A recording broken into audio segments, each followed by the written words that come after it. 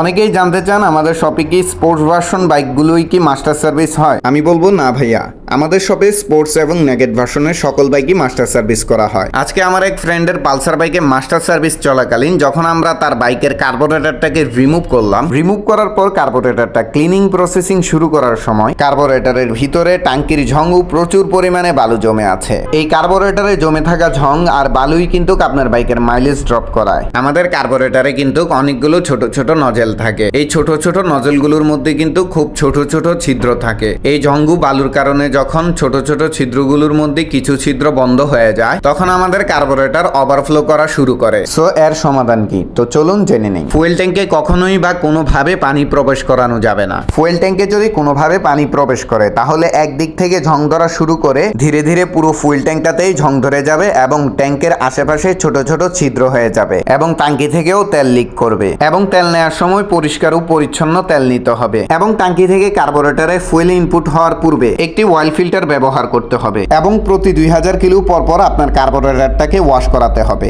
এভাবে বাইক পরিচর্যা করলে মাইলেজ ঠিক থাকার সম্ভাবনা থাকবে।